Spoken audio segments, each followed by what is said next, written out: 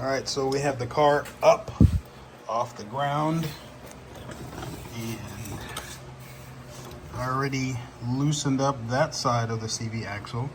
Now I need to get up in here, but let me go ahead and show you guys what we're working with. Let me turn on the light too. All right, so as you can see, this thing has separated pretty badly, and it started slinging all of the fluid and all the grease that was in there all over. So I got this side out. I need to remove these 3 bolts down here so that way I can separate this whole thing off and get it off the control arm. And then once I separate it from the actual transmission housing up there, separate it that way, I can take that whole thing out.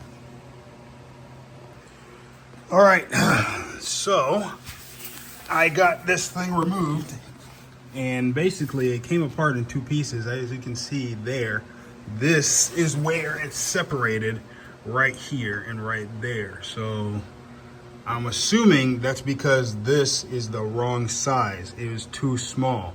So since it was too short. Since it was too short, as you turn, it's separated from itself right here at that joint. This side was incorrectly, and that side was incorrectly. And since those 2 parts were locked in place, the only part for it to separate is the center. So that means it was probably too short. So we'll go ahead and get another one, but make sure it's the right size this time, so that way this doesn't happen again. But yeah, this is a lot of grease, but also oil and just dried up crud. So it's not leaking oil. It is wet, but I'm not sure if this wetness is from the transmission or from actual oil. So once I get the new part in, I will go ahead and clean up this whole area and get it serviced up, so that way I can see if there are any more issues that I need to take care of. All right, so I went to AutoZone and I picked up a new one, and after doing a little bit of research and looking online, I noticed a couple of differences and discrepancies, mainly which being that the automatic transmission and the manual transmission have a different CVT axle that you put for the passenger side. And as you can see here, this one for the manual transmission, the new one that I just picked up, is a little bit longer in length compared to the other one, which is for the automatic transmission. Just that much longer, and that's what was causing the boot to get separated as you were driving it. So I'm going to throw this in and install it and see if I can make it around the block without any issues. All right, so working on the matrix. I noticed that when I start it, there's a little bit of noise, and after doing a little bit of research, I've come to the conclusion that it could potentially be the chain guide tensioner. So I'm going to go ahead and replace it with a new one. But another thing with these Toyota Matrixes and Corollas, same thing with the Pontiac Vibe, because these are all share the same engine, is that this is also a common place for oil to leak out of. And as you can see, underneath there, it's just full of oil, which it shouldn't be. This should be completely dry all on the outside, but there is oil on the bottom of that. And this is a common failure point for oil to seep out on these vehicles. So I'm going to go ahead and replace that with this new one and then get all of this cleaned up to see if that fixes this issue. I'm not going to show you the process of this because it's pretty simple, but I'll just show you where it's located. It's right back here behind the engine.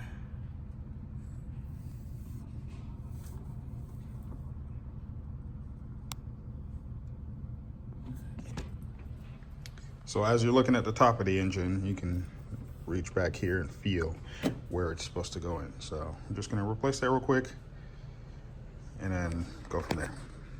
And just like that, we're all done. Got that squared away, got the old one here.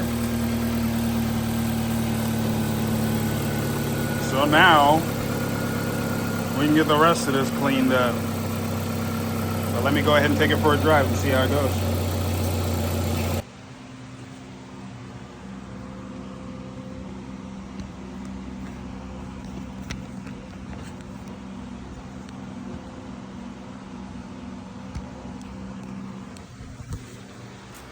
So something I'm just gonna do real quick while I'm in the garage by myself is just clean up this trash that's in here, all over the floors, all the CV axles in the back, and anything else that's just loose that just needs to get taken out. But you guys don't need to see that.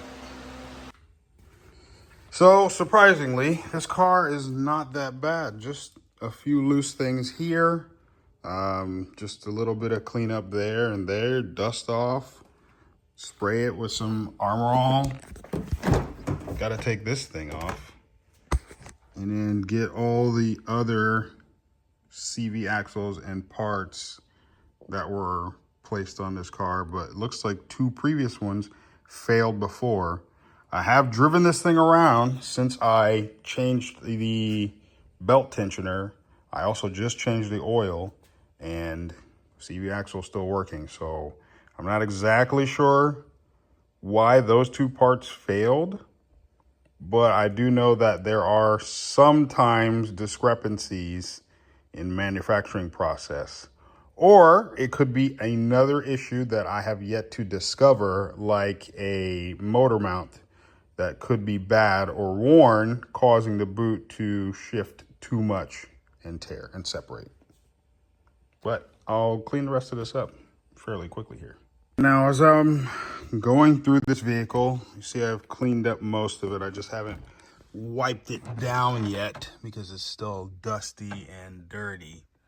I will get to that, and I'll just give it a quick bath by cleaning it up. But something I noticed, I turned on the headlights and I got 2 different color headlights. So yes, we are going to replace these, but I might try to just repair them first, since they are factory ones, to get rid of that cloudiness. And something that I noticed is these headlight bulbs are 9006s. I was looking through some old stuff that I had, and luckily for me, I had some old cheap LED headlights that are 9006 that'll fit in here. So when I clean these up, I'll go ahead and throw those in there and show you guys what they look like.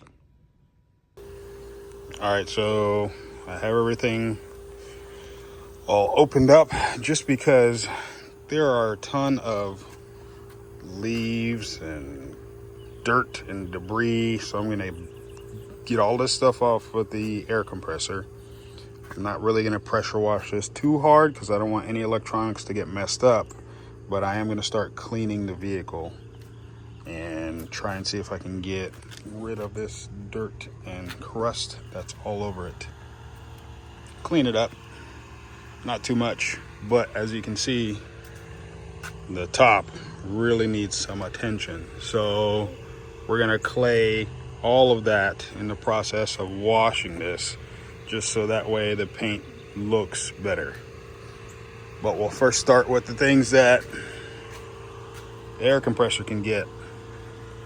And once we're done with the outside, we'll work on the inside in the garage.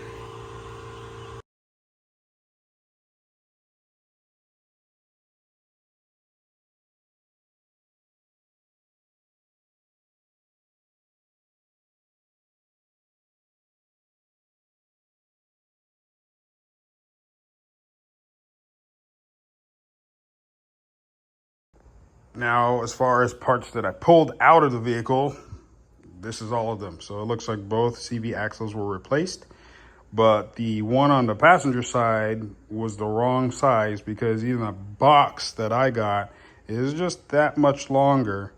Now, I'm not 100% sure if it was the wrong size or not, but what I do know is the one that I put on works and has no issues. Looks like a couple other parts were in there and replaced. So now we just gotta clean up the inside. Also, this door does not open at all. Even though there's no handle, doesn't even open from the inside. So I gotta figure that out. As far as cleaning it, it's not that bad. Just got to clean off these floor mats real quick, vacuum up the corners, and clean up the center console, and we'll be good to go.